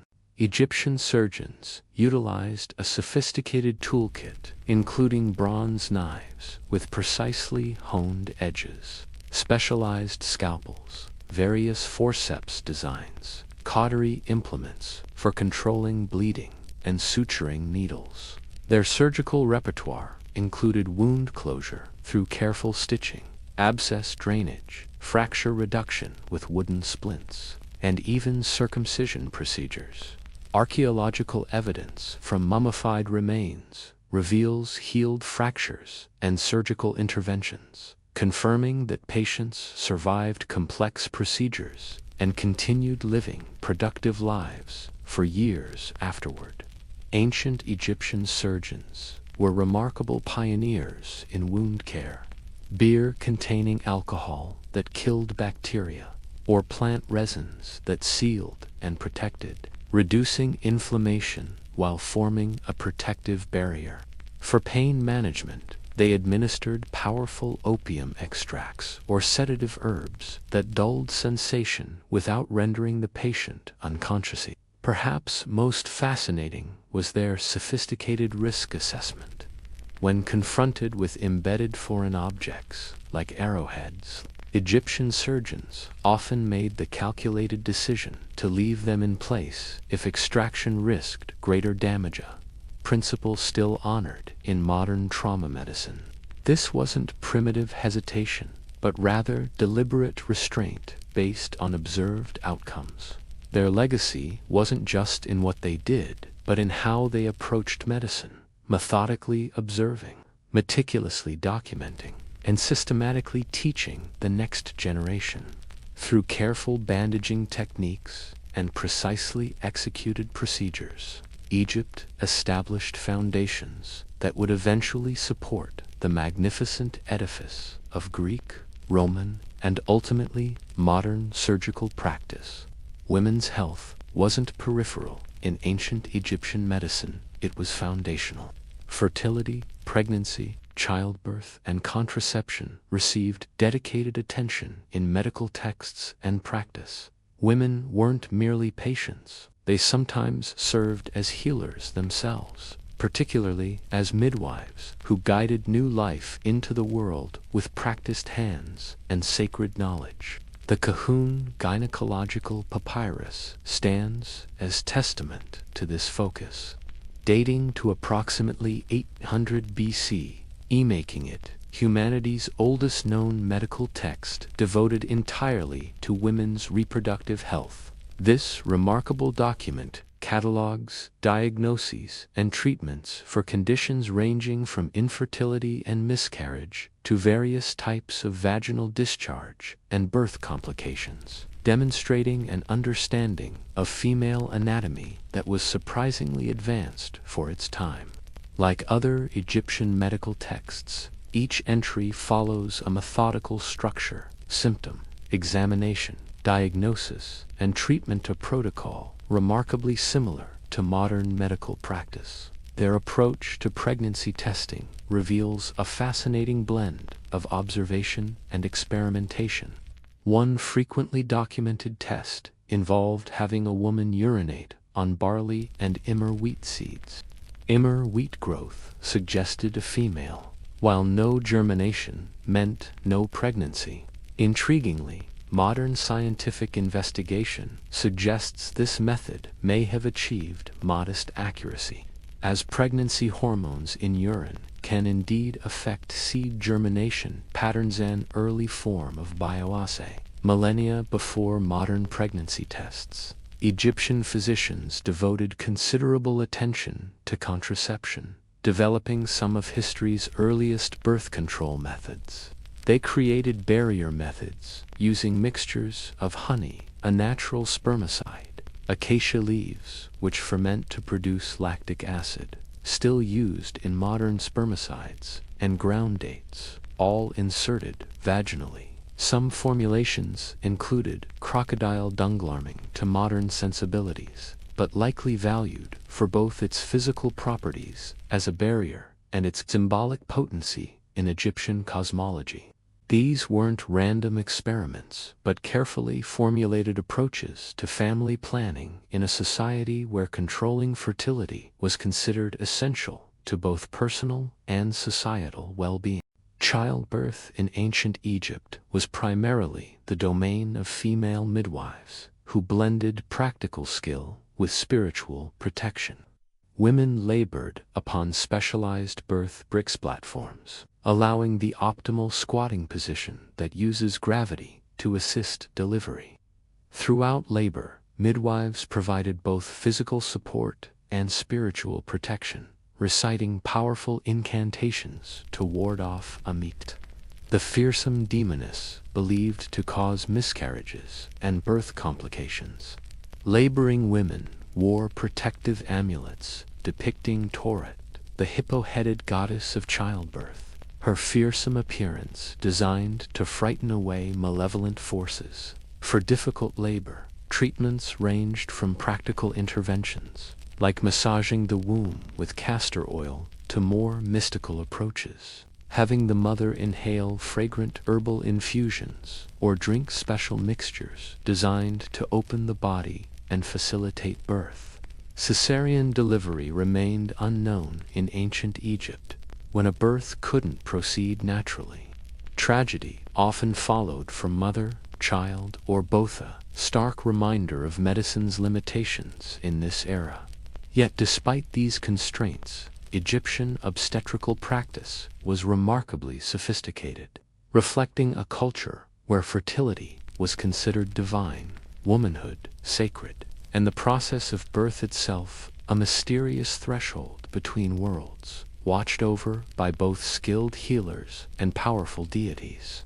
In the cradle of civilization, they honored the cradle of life with every whispered prayer, every carefully prepared herb, and every gentle touch of experienced hands. To modern sensibilities, the seamless integration of magic and medicine might appear contradictory, even primitive. Yet, in ancient Egypt, these weren't competing approaches, but complementary dimensions of a unified healing art. Treating a patient meant addressing both the visible manifestations of illness and the invisible forces believed to influence health. Sometimes the most potent medicine came not from a physical remedy, but from a perfectly articulated incantation that connected the sufferer to divine healing powers. Egyptian medical theory recognized multiple potential causes of illness, demonstrating a surprisingly nuanced understanding of disease, etiology. Physical injuries, dietary imbalances, and environmental factors were acknowledged as natural causes requiring practical interventions. Yet, when symptoms appeared without obvious physical origin, the diagnosis often shifted to supernatural domains, perhaps a curse placed by an enemy, a malevolent spirit seeking to cause harm, or divine punishment for transgression. This wasn't superstitious panic, but a logical extension of their worldview. If you fractured your leg in a visible accident, the cause was clear. But if your abdomen ached persistently with no apparent reason, perhaps an invisible entity, maybe even a restless soul of the deceased, was tormenting you from realms beyond normal perception. In such cases, physicians called upon Heka's sacred magical power, believed to have been gifted to humanity by the gods themselves. Heka wasn't viewed as superstition or theatrical performance, but as a fundamental cosmic force, as real and potent as fire or water. A skilled physician might channel Heka to activate a remedy's healing properties, create a protective barrier around a wound to prevent infection, or drive away malevolent entities causing illness. This integration of magic with medicine wasn't a failure of rationality, but a sophisticated attempt to address all dimensions of suffering, physical, psychological, and spiritual. Spells and incantations were so integral to medical practice that they appeared alongside physical treatments in prestigious medical texts like the Ebers Papyrus and London Medical Papyrus. These weren't afterthoughts, but essential components of treatment protocols. Some incantations were poetically beautiful, others forcefully commanding. A charm for treating painful burns might invoke the goddess Isis. "O Isis, great magician, I call upon you to cool the fire in the flesh of your servant." By connecting the patient's suffering to divine narrative, the spell transformed ordinary treatment into sacred healing. The spoken word was believed to infuse physical remedies with divine power, transforming common herbs and minerals into vessels of miraculous healing energy. Protective amulets formed another bridge between physical and spiritual healing. Egyptians wore intricately carved charms, shaped as the Eye of Horus protection, the ankh-life, or the scarab beetle renewal, each imbued with specific protective properties. These weren't merely decorative, but considered actively defensive, warding off disease-causing entities and strengthening the body's natural resistance. Some amulets were even incorporated directly into medical treatments, embedded within bandages or placed directly upon wounds, combining physical and metaphysical healing in a single therapeutic approach. Different deities were invoked, depending on the specific ailment or condition. Sekhmet, the fierce, lion-headed goddess, associated with both plagues and healing, was simultaneously feared and venerated, capable of bringing illness, but also removing it when properly appeased. Thoth, ibis-headed god of wisdom and writing, was called upon to guide the hands of surgeons and the minds of medical scribes, bringing divine precision to human healing efforts. In the Egyptian worldview, medicine divorced from magical practice was fundamentally incomplete, like a body without a soul. The chanted spell, the ritual gesture, the symbolic image, all were integral components of the healing process. For ancient Egyptians, true healing transcended mere physical relief. It meant restoring harmony between body, soul, and the vast cosmic order that sustained all existence. In ancient Egyptian cosmology, death represented not an ending but a threshold, the beginning of an eternal journey. To navigate this passage successfully, the physical body needed preservation with exquisite care and precision. Perhaps history's most sophisticated intersection of medicine, spiritual technology, and mortuary science. The practice wasn't merely about preventing decay, but about maintaining a sacred vessel that the Ka, vital essence, and Ba, personality, would need to reunite with in the afterlife. The physical body wasn't considered a temporary shell, but rather an essential component of eternal existence, sacred architecture, through which the soul would continue to experience the pleasures of existence in perpetuity. The mummification process began almost immediately after death, when embalmers who functioned as both technical specialists and ritual priests washed the body with purifying palm wine and sacred Nile water. Then came the crucial preservation step, removing organs most susceptible to rapid decomposition. Through a precise incision in the left abdomen, embalmers extracted the stomach, intestines, lungs, and liver, placing each in specialized canopic jars protected by the 4 sons of Horus. The brain, curiously undervalued in Egyptian physiology, was extracted through the nasal cavity using slender metal hooks and discarded. The heart, considered the seat of intelligence, emotion, and essential personhood, was typically left intact within the chest, though in later periods it too might be removed and replaced with a carved scarab amulet inscribed with protective spells. The hollowed body cavity was then meticulously filled with aromatic resins, precious myrrh, and clean linen before the entire body was covered in natrana, natural desiccating salt mixture that drew moisture from tissues. After 40 days of this dehydration process, the body was again ritually washed, anointed with sacred oils and unguents, and wrapped in hundreds of yards of fine linen. Each bandage layer was applied with mathematical precision, often incorporating protective amulets between folds to guard the deceased on their journey. Every step of this elaborate process was accompanied by precisely recited spells, hymns, and ritual actions drawn from sacred texts, like the Book of the Dead. These weren't merely ceremonial flourishes, but essential spiritual technologies believed to activate divine protection against underworld dangers and prepare the deceased for judgment in the Hall of Mat. To emphasize the sacred nature of their work, the chief embalmer often wore a jackal-headed mask representing Anubis, god of mummification, symbolically channeling divine precision into their human hands. In many ways, mummification represented the pinnacle of Egyptian medical practice, a sophisticated fusion of anatomical knowledge, chemical preservation techniques, and spiritual engineering.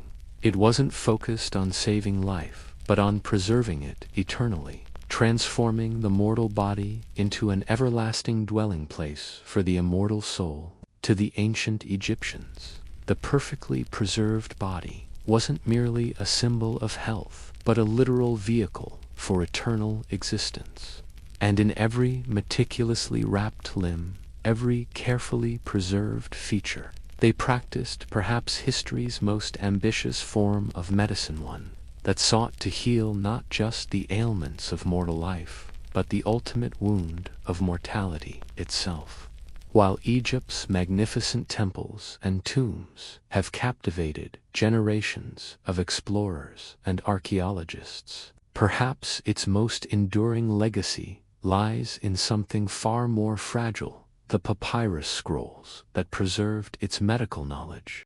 Ancient Egyptian medicine wasn't a collection of folk remedies passed down through oral tradition, but a sophisticated, systematized body of knowledge, meticulously documented in some of history's earliest medical texts. What we know today about Egyptian medical practice comes largely from these remarkable documents, written with astonishing structure and precision considering their antiquity.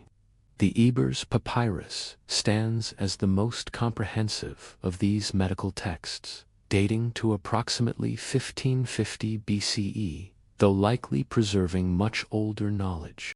Stretching over 100 feet when unrolled, this extraordinary document contains more than 700 distinct medical formulations addressing conditions ranging from dental pain and digestive disorders to psychological disturbances and tumors. Each entry follows a methodical structure detailing symptoms, diagnostic approaches, prognosis, and detailed treatment protocols, often pairing physical remedies with appropriate spiritual interventions. The document reveals not random experimentation, but a methodical medical system refined through generations of careful observation. Even more remarkable for its clinical precision is the Edwin Smith Papyrus, essentially a surgical manual that reads with the dispassionate clarity of a modern medical text. Unlike other Egyptian medical documents, with their blend of practical and magical elements, this papyrus focuses almost exclusively on empirical observation and treatment. It presents 48 traumatic injury cases, primarily fractures, dislocations, and head wounds, with step-by-step instructions for examination, treatment, and outcome prediction. Its clinical detachment and observational clarity provide a rare glimpse into how Egyptian physicians could separate spiritual belief from empirical observation. When circumstances demanded practical action, the Kahun Papyrus offers another specialized medical perspective, focusing specifically on women's health, fertility, and gynecological conditions. This text provides extraordinary insight into birth control methods, pregnancy diagnostic techniques, and even surgical procedures related to the female reproductive system. Its existence demonstrates that women's health wasn't an afterthought, but a specialized branch of Egyptian medicine, with its own dedicated knowledge base and treatment approaches.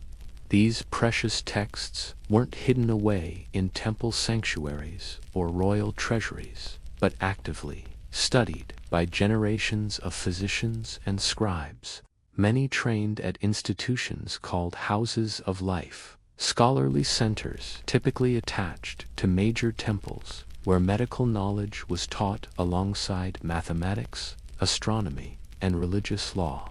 Medical apprentices would painstakingly copy these texts by hand, gradually committing both treatments and incantations to memory while observing more experienced practitioners at work. This systematic approach to medical education ensured that knowledge accumulated over centuries would be preserved and transmitted to future generations of healers. The ancient Egyptians were not merely practitioners of medicine, they were custodians of wisdom. Their reverence for knowledge transcended generations, with each papyrus scroll representing not just information, but a sacred inheritance of collective human experience. These weren't simple recipe books, but tapestries of observation, experimentation, and divine revelation, often credited to Thoth, the ibis-headed deity who gifted humanity with writing and wisdom. In this way, physicians served a dual purpose, healing the body, while simultaneously preserving humanity's accumulated medical knowledge across millennia. This Egyptian medical legacy didn't remain confined to the Nile's banks. It flowed outward, seeping into Greek medical tradition through luminaries like Hippocrates and Galen, who studied Egyptian methods with scholarly reverence. Their admiration wasn't casual, it was acknowledgement of Egypt's profound contribution to medical thought. While much of the ancient world relied on unsystematic folk remedies and pure superstition, Egypt pioneered something revolutionary: methodical, documented, and replicable medical science. Their approach, meticulously inscribed on papyrus and transmitted with deliberate purpose, laid groundwork for all medical traditions that followed. Though desert sands eventually reclaimed their temples and enveloped their monuments, the intellectual legacy of Egyptian medicine refused to vanish. Instead, it silently permeated the development of global medical practice across centuries. Like a medical DNA, Egyptian innovations subtly encoded themselves into healing traditions worldwide. Their influence, still whispered in the corridors of modern hospitals, echoed in pharmacy formulations, and honored in holistic healing approaches that recognize the connection between body and spirit. Their systematic methodology represented nothing less than a scientific revolution. Egyptian physicians didn't merely treat symptoms, they categorized them, documented treatments, tracked outcomes, and observed patterns of cause and effect with remarkable precision. Their nascent understanding of diagnosis, prognosis, and preventative care predated Greek medical formalization by centuries. Even more striking was their emphasis on hygiene, daily washing rituals, antiseptic applications of honey and natron, and attention to digestive regularity, anticipated modern public health principles. Millennia before germ theory would scientifically validate their intuitive understanding of cleanliness. Their recognition of the mind-body connection demonstrates an almost prescient understanding of human health. Without modern neuroscience or psychology, they nonetheless recognized that emotional and spiritual states profoundly affected physical well-being. What ancient Egyptian texts describe as divine affliction or spiritual imbalance might today be diagnosed as depression, anxiety, or psychosomatic illness.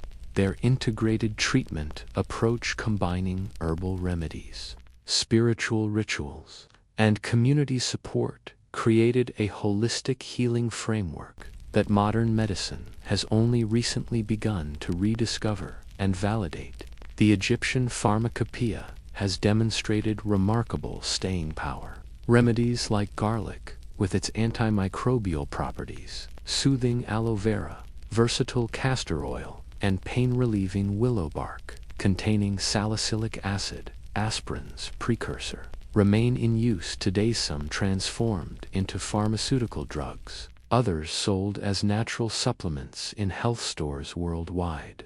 While some of their more questionable methods, crocodile dung contraceptives, for instance, have understandably been abandoned, their pioneering work in reproductive health and contraception established early foundations for modern gynecological medicine. Perhaps their most profound contribution was their conception of the healer's role. In Egyptian tradition, the physician transcended the mere technician who stitched wounds or set bones. They were interpreters of suffering, navigating not just physical symptoms, but the complex emotional and spiritual dimensions of human distress. This comprehensive healing model, dressing body, mind, and spirit as inseparable aspects of the whole person, has resurfaced in contemporary holistic medicine, palliative care approaches, and integrative psychotherapy models that recognize healing must encompass the entire human experience. The Egyptian integration of medicine with magic, initially appearing paradoxical to modern sensibilities, actually reveals a profound truth about human healing that remains relevant today. People seek not merely physical cure, but comprehensive care. They desire not just symptom relief, but to be truly seen, comforted, and understood in their suffering. Egyptian physicians intuitively grasped this fundamental human need, transforming their scrolls, amulets, and incantations into something far more profound than mere treatments. They were expressions of compassionate care. Egyptian medicine, for all its limitations, embodied qualities we still value: intellectual curiosity, systematic inquiry, human connection, and the courage to confront suffering with both technical skill and profound empathy. As we drift away from the banks of the ancient Nile, may the wisdom of these ancient healers guide you into peaceful slumber. Their legacy, like the eternal flow of the great river, continues to nourish our understanding of what it means to heal and be healed. The papyrus scrolls have long since crumbled. The temples stand in magnificent ruins, yet their understanding of the delicate balance between body and soul endures, whispering to us across millennia. As your consciousness begins to soften and blur, remember that you carry within you the same fundamental human nature that these ancient physicians sought to understand and mend. Sleep well, gentle listener, cradled in the timeless embrace of human wisdom that stretches back to the very dawn of recorded healing. Good night.